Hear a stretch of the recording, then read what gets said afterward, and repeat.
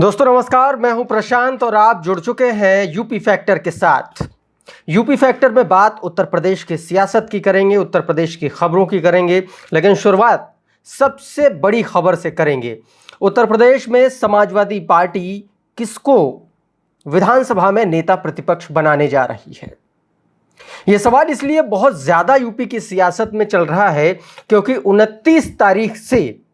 29 जुलाई से उत्तर प्रदेश के विधानसभा में मॉनसून सत्र शुरू होने जा रहा है और यह पहली बार होगा जब देश की संसद में बड़ी मजबूती के साथ समाजवादी पार्टी पहुंची है और उसके हौसले बुलंद हैं। लेकिन सवाल उसके सामने कई हैं। उत्तर प्रदेश से समाजवादी पार्टी 37 सांसदों के साथ तीसरे नंबर की हिंदुस्तान की सबसे बड़ी पार्टी बनी और वो लोकसभा में बैठने जा रही है। 37 सीटें पहले नंबर की उत्तर प्रदेश की पार्टी, 80 में से 37 सीटें उसने जीती और 6 सीटें उसकी अलायंस कांग्रेस पार्टी ने जीती। यानी कि इंडिया अलायंस ने लगभग आप ये समझिए 43 सीटें इंडिया अलायंस ने जीती और बाकी की एनडीए ने जीती, बीजेपी और उसके सहयोगी दलों ने। सवाल दरअसल उत्तर प्रदेश की सियासत को लेकर के है क्योंकि यूपी का फैक्टर देश में बहुत महत्वपूर्ण हो जाता है और इसीलिए बात यूपी फैक्टर में करेंगे। उत्तर प्रदेश के विधानसभा में नेता प्रतिपक्ष कौन बनने जा रहा है? उत्तर प्रदेश में समाजवादी पार्टी किसको नेता प्रतिपक्ष बनाने जा रही है? शिवपाल यादव को लेकर के लगातार चर्चाएं चल रही हैं कि चुनाव के बाद से शिवपाल यादव अचानक से सियासत से गायब हो गए।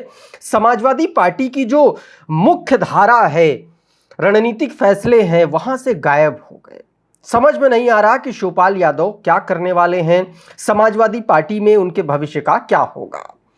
मुलायम सिंह यादव जी के निधन के बाद शिवपाल यादव और अखिलेश यादव की वो दूरियां जो 2012 से शुरू हुई थी वो खत्म हुई, वो खाई पटी और एक बार फिर से शिवपाल यादव ने समाजवादी पार्टी में अपनी जो समाजवादी प्रगतिशील पार्टी थी उसको जो है प्रसपा का विलय कर दिया।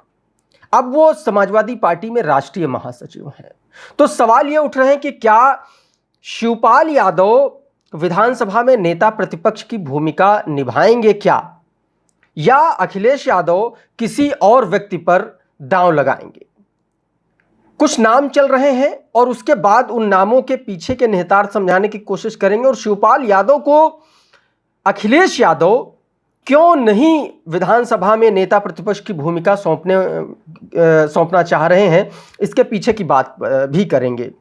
देखिए, 3 नाम जो महत्वपूर्ण तरीके से चल रहे हैं। पहले नंबर पर पुष्पेंद्र सरोज के पिताजी जो हैं उनका नाम चल रहा है, इंद्रजीत सरोज। पुष्पेंद्र सरोज जो अभी सांसद चुने गए हैं समाजवादी पार्टी से, कौशाम्बी लोकसभा सीट से सबसे कम उम्र के सांसद चुने गए हैं।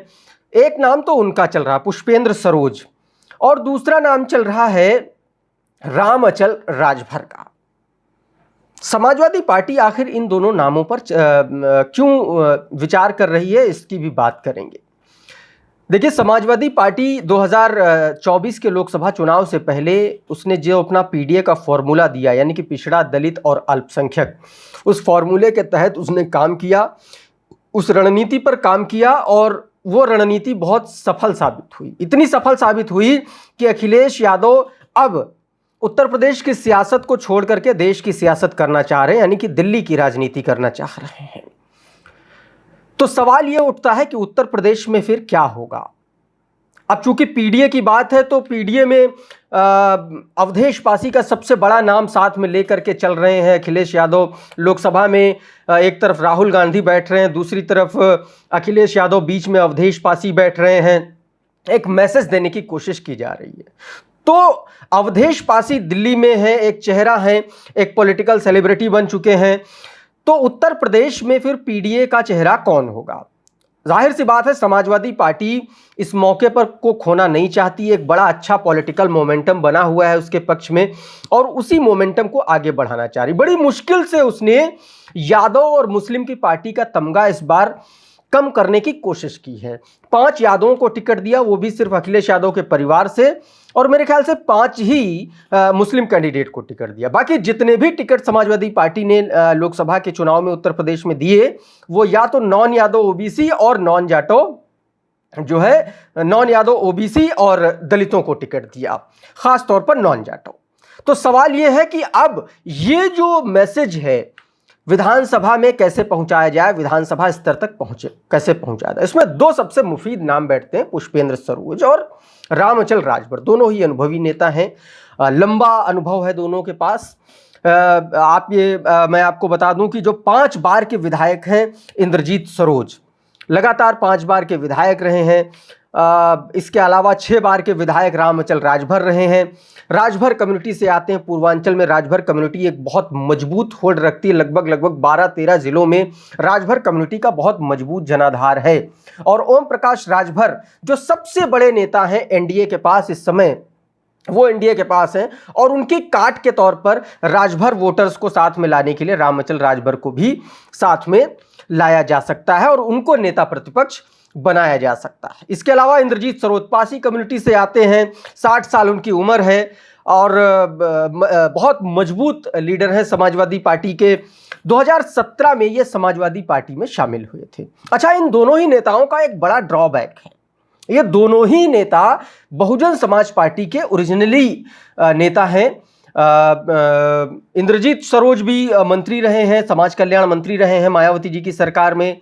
इसके अलावा रामअचल राजभर ये परिवहन मंत्री थे मायावती की सरकार में, और दोनों ही बहुत करीबी थे। आप इस बात से अंदाजा लगाइए कि दोनों ही व्यक्ति मायावती जी की सरकार में, बहुजन समाज पार्टी की सरकार में मंत्री थे।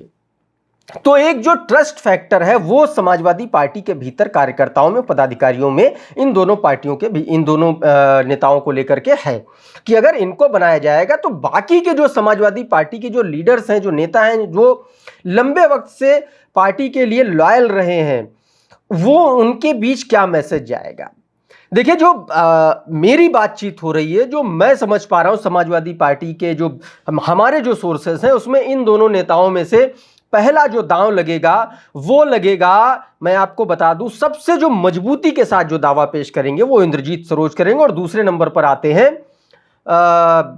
रामअचल राजभर ओबीसी कम्युनिटी से आते हैं। लेकिन इंद्रजीत सरोज का दावा इसलिए पक्का है क्योंकि दलितों में 16% के आसपास की जो आबादी है वो पासी कम्युनिटी की है, दलितों में, जिस कम्युनिटी से ये आते हैं। और खास तौर पर अवध के जो क्षेत्र है, जो अवध के 8 से 10 जो जिले हैं, यहां पर पासी कम्युनिटी बहुत ज्यादा निर्णायक फैक्टर में है और बहुत अच्छी खासी तादाद में है। और इसीलिए समाजवादी पार्टी और अखिलेश यादव ये नहीं चाहते हैं कि इसके अलावा कोई और बने, और पासी कम्युनिटी ने बहुत मजबूती के साथ लोकसभा चुनाव में समाजवादी पार्टी का साथ दिया है। और इसीलिए विधानसभा चुनाव में जब 2 साल बचे हैं, 2027 में विधानसभा चुनाव है, मात्र 2.5 साल का वक्त बचा है, ऐसे में समाजवादी पार्टी इंद्रजीत सरोज पर बड़ा दांव खेल सकती है। शिवपाल यादव को एक बड़ा झटका लग सकता है, लेकिन शिवपाल यादव की जिम्मेदारी अहम होने जा रही है, और शिवपाल यादव को यह भूमिका नहीं देने का भी एक बड़ा कारण यह है क्योंकि नेता प्रतिपक्ष अगर शिवपाल यादव बनते हैं तो आप ये समझिए कि समाजवादी पार्टी में फिर से 2012 जैसी स्थिति आ जाएगी, 2 धड़े बन जाएंगे, और अखिलेश यादव ये नहीं चाहते। समाजवादी पार्टी में शिवपाल यादव का नेता प्रतिपक्ष बनने का मतलब यह है कि उत्तर प्रदेश में संगठन पर मजबूत प्रभाव, सारे फैसले शिवपाल यादव लेंगे, और अखिलेश यादव ये बात कभी नहीं चाहेंगे। तो कुल मिलाकर के समाजवादी पार्टी में 29 जुलाई से पहले जो विधानसभा का मॉनसून सत्र है उसमें नेता प्रतिपक्ष का चुनाव होना है, और रामअचल राजभर और इंद्रजीत सरोज ये दोनों व्यक्ति टॉप पर हैं। एक नाम और चल रहा है, माता प्रसाद पांडे, 80 साल उनकी उम्र है, लॉयल है, लंबे वक्त से पार्टी के साथ रहे हैं, स्पीकर रहे हैं समाजवादी पार्टी की सरकार में, विधानसभा में। तो उनको लेकर के भी पार्टी में एक बातचीत चल रही है, एक असंतोष है कि उनको बनाया जाए, इनको क्यों बनाया जाए। लेकिन इस वक्त समाजवादी पार्टी के लिए सबसे ज़्यादा जो बात मायने रखती है वो है जीत और 2027 का विधानसभा चुनाव, और उससे पहले 10 सीटों पर जो विधानसभा का उपचुनाव है। आपको क्या लगता है हमें कमेंट करके जरूर बताइए। यूपी फैक्टर का ये वीडियो आपको कैसा लगा ये भी बताइए। हमारे चैनल पर नए हैं, हमारे चैनल को सब्सक्राइब कर लीजिए, नया चैनल है, सपोर्ट करिए, और इसी तरीके के तमाम वीडियो, सियासी वीडियो, इन्फॉर्मेटिव वीडियोस के लिए देखते रहिए यूपी फैक्टर।